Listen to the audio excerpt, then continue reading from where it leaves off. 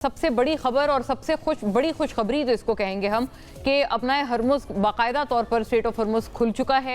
ऐसा भी नहीं है कि जो वहाँ पर टोल था या जो ईरान वहाँ पर जो टोल ले रहा था वो स्टेटस हमने कई मरतबा सुना था कि ईरान ने ये दावा किया था कि अगर जंग खत्म भी हो जाती है तो इसका पुराना स्टेटस हम कभी रिवाइव नहीं करेंगे। लेकिन द अनप्रेसिडेंटेड हैज़ हैपेंड, जो एक नाकाबिल यकीन एक पेशरफ थी वो ये हुई है कि पुराने उसके स्टेटस पर अपना हरमुज के स्ट्रेट ऑफ हरमुज को खोल दिया गया है। बाकायदा सदर ट्रंप ने इस पे शुक्रिया अदा किया है। Speaks a lot about the ice melting, जो जिस तरह की बर्फ पिघली है दोनों ममालिक के दरमियान, इन तरह की ट्वीट्स में सदर ट्रंप की आप अंदाज़ा लगा सकते हैं कहाँ पर बात की जा रही थी। अल्लाह माफ़ करे कि सिविलाइजेशन तबाह कर दी जाएंगी। ये अब उसके बाद से it has come down to this के बाकायदा शुक्रिया अदा ईरान का सदर ट्रंप कर रहे हैं और उन्होंने पाकिस्तानी क़यादत को भी शुक्रिया अदा करना अपनी रीसेंट लेटेस्ट ट्वीट में उन्होंने नहीं भूला, जहां पर उन्होंने प्राइम मिनिस्टर शहबाज शरीफ का, फील्ड मार्शल आसिम मुनीर का एक मरतबा फिर नाम लेकर तशक्कुर का इजहार किया है। बहरहाल वो ये कह रहे हैं कि जो अमरीकी बेड़े हैं वो मौजूद रहेंगे, लेकिन उसके बावजूद अगर कोई डील साइन हो जाती है, ये बड़ा एक फैला हुआ एक वायरल हुआ हुआ सदर ट्रंप का बयान है कि अगर कोई डील साइन होता है तो उस सूरत में पाकिस्तान आमद उनकी मुतवक्के है। बहुत बड़ा जाहिर है ये एक गेम चेंजर होगा पाकिस्तान के एतबार से। डिप्लोमेसी में इसको बहुत अहम तौर पर मास्टर स्ट्रोक कहा जाए तो बिल्कुल ये गलत नहीं होगा, किसी तरह से ये ओवर स्टेटमेंट नहीं होगी। ये बातें तो खैर एक बड़ी अहम पहलू हैं इस पूरी चीज़ का।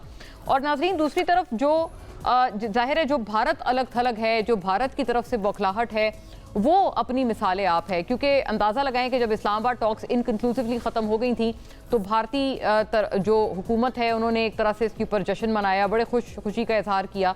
लेकिन अब ये उनके लिए भी एक बहुत बड़ा लम्हा फ़िक्रिया है, क्योंकि इस लेवल पर आकर अब अगर अग्रीमेंट हो रहा है, फौरी तौर पर जो इसके पॉजिटिव असरात हैं वो हमें क्रूड की कीमतों में भी नज़र आए हैं।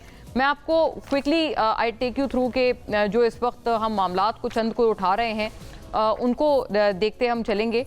और साथ साथ जो मईशत के एतबार से बात है या पहलू है पाकिस्तान में, एक तो ये कि कारोबारी मराकज़ को 8 बजे फोर्स शट किया जा रहा है। तकरीबन 2 हफ्तों से ये कानून लागू है ताकि मुल्क में जो रिसोर्सेज की कमी है उसको मिटिगेट किया जा सके। लेकिन एक बात जो है वो बिल्कुल नाकाबिले तरदीद है और वो ये है कि कारोबारी मराकज़ को इसमें बहरहाल एक बहुत भारी धचका उठाना पड़ रहा है। जो डेली वेजर्स हैं या चाहे जो कारोबार हों उन पे भी इसका एक बड़ा मनफी असर आ रहा है। फिर जो उस कारोबार से मुंसलिक जितने एम्प्लॉइज़ हैं उनके ऊपर भी एक बड़ी अहम तौर पर ये तलवार लटक रही है कि उनके लिए कहीं इसका जो है उनको अपनी नौकरी से इसकी कीमत ना चुकानी पड़ जाए। अब नए हरमुज खुलने के बाद एक तो उस तरफ भी हुकूमत जो है, हुकूमत को फौरी तौर पर ये चाहिए कि इन तरह की के जो मेजर्स हैं इनको विड्रॉ करें। और जो लोड शेडिंग का मामला था जो कि आसमानों से बातें कर रही थी अब से कुछ रोज़ पहले तक, उसमें बहरहाल कुछ बेहतरी आई है। लेकिन क्या अब नए हरमुज खुलने के बाद 13% तक कहते हैं कि क्रूड की कीमतों में कमी वाक़ई हुई है, $89 पर बैरल तक अब क्रूड आ गया है, उसके पॉजिटिव असरात पाकिस्तान में कब तक नजर आएंगे, ये सवाल हम उठाएंगे। कारोबारी मराकज़ पर जो ये बंदिश है ये अब कब उठाई जाएगी, ये भी एक अहम सवाल है। लेवी की मद में भी कहते हैं कि जो इजाफी तौर पर 180 अरब रुपए तक की इजाफी लेवी पिछले सिर्फ 1.5 माह के अंदर अंदर जो है वो वसूल की गई है। इसका क्या डायरेक्ट फ़ायदा पाकिस्तानी अवाम तक कभी पहुँचेगा भी या नहीं? We are very legitimate to place this question to the government. इन तमाम सवालात को इंशाल्लाह हम उठाते हैं। भारत की बौखलाहट की तो क्या ही बहरहाल नाज़रीन बात की जाए, और मैं इसमें एक डायरेक्ट विक्टिम भी हूँ आपके सामने। जो ख़ास तौर पर जो भारत ने एक जश्न मनाया और ये समझा कि सीज़ फायर जो है वो नाकाम हो गया, इस्लामाबाद अमन मुज़ाकरात नाकाम हो गए, उसके बाद उनके मीडिया में एक जश्न का सा समा था। लेकिन अच्छा हुआ, जैसे कहते हैं कि शायद ये एक बहाना ही बनना होता है किसी के एक्सपोज होने के लिए, कि जिस तरह से एक प्रोग्राम में इत्तेफाक हुआ कि मेजर गौरव आर्या जो कि उनके बड़े पुराने उनके कमेंटेटर हैं इंटरनेशनल अफेयर्स पे और इंतहाई जेनोसाइडल माइंडसेट के मालिक हैं, वो उन्होंने बड़ा खुल कर अपने उस जेनोसाइडल माइंडसेट का इजहार किया।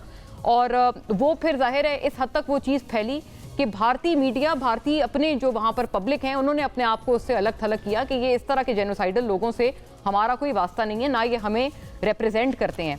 ईरान कॉन्सुलेट, जो ईरानियन एम्बेसी है, इन्होंने बाकायदा तौर पर जो भारत की एम्बेसी है, उन्होंने इस हमारा जो प्रोग्राम था मेरा गौरव आर्या के साथ, उन्होंने इसका क्लिप लगाया जिसमें वो यही जेनोसाइडल गुफ्तगू कर रहे हैं, लेबनान और गज़ा पर बमबारी मजीद करने जैसी जो है वो घटिया गुफ्तगू कर रहे हैं। तो यही बात ईरानियन जो एम्बेसी है उन्होंने भी ये बात अपने ऑफिशियल पोस्ट से लगाई। इसमें बड़े मिलियंस तक इसके ऊपर हिट्स हैं और लिटरली स्पीकिंग, और इस पे भी जो है वो हुकूमत को उनकी बैकफुट पर जाना पड़ा। और इस हद तक ये मामला पहुंचा कि एक मेरा नॉन मोनेटाइज्ड सा एक यूट्यूब चैनल था, वो उन्होंने जो है वो ब्लॉक करवाया है मैस रिपोर्टिंग करवा के अपने बॉट्स के ज़रिए। तो ये आप इमेजिन कर लें कि उस चैनल से किसी को क्या फ़र्क पड़ेगा। इनका अपना जो साहब का चैनल है वो 4.5 मिलियन उस पर सब्सक्राइबर्स हैं, but the unrest is very evident. लेकिन हम दुआ यही करते हैं कि इस तरह से ईरान जैसे ममालिक को चाहे इस तरह से या किसी और तरह से ये जाहिर होता रहे कि भारत कितना अनरिलायबल पार्टनर है, और शायद जिसको वो दोस्त कहते हैं उसके भी वो लोग सगे नहीं हैं। जैसे ईरान को वो बड़ा अपना दोस्त वैसे तसव्वुर करते हैं, उनके बाय द बुक्स भी वो लोग यही बात करते हैं। ईरान के लिए भी भारत में किस कदर तलखी है और बिटरनेस है। मैं सिर्फ इस बात की दुआगो हूँ कि चाहे इस तवस्सुत से हो या किसी भी और प्लेटफॉर्म से हो, किसी भी और मीन से हो, एक्सपोज ज़रूर होना चाहिए भारत को, ख़ास तौर पर उनके उन दोस्तों के आगे जिनको वो दोस्त प्रोक्लेम करते हैं। Anyway, I'd go right away to my guests। बहुत बड़े अहम मौज़ूआत हैं और पाकिस्तान के लिए इस खुशखबरी में और मज़ीद क्या है, असल खुशखबरी यकीनन वही है जो आवाम तक रिफ्लेक्ट हो। स्टूडियोज़ में हमारे साथ तशरीफ़ फरमाए जनाब सेनेटर डॉक्टर अफनानुल्लाह खान साहब, पाकिस्तान मुस्लिम लीग नून के स्टॉलवर्ट हैं, अपनी जमात में एक बहुत बुलंद बांग और तवाना आवाज़ हैं। बहुत शुक्रिया आपका अफनान साहब। Doctor Humayun Mohammad Nazreen, senator doctor Humayun of course Pakistan Tehreek Insaf के भी उसी तरह के सीजन रहनुमा हैं और बहुत एक प्रोमिनेंट आवाज़ हैं, स्टॉलवर्ट हैं आप भी अपनी जमात के, और दोनों से जो है इस बारे में बात करना बड़ा ज़रूरी होगा। आइड ऑल्सो लाइक के जो इसमें कारोबारी मराकज़ का एक हम व्यू पॉइंट शामिल कर रहे हैं उसकी भी हम लोग बात करेंगे। वहाँ से भी हमारे साथ चेंबर के जो सदर हैं वो शामिल गुफ्तगू होंगे शॉर्टली, कायरा साहब भी शॉर्टली हमारे साथ होंगे। बट अफनान साहब, खुश आमदीद आप दोनों को। ये बताएं कि अब आवाम तक ये पॉजिटिविटी कब आएगी, क्योंकि अक्सर हम हुकूमत की तरफ से ये बात सुनते हैं कीमत में इजाफा होता है फ़ौरन वहाँ रिफ्लेक्ट होता है, जब कटौती हो गई है $89 पर बैरल तक आ गया है, इसका भी तो फ़ायदा फौरी नहीं मिलना चाहिए। जी बिस्मिल्लाह रहमान रहीम।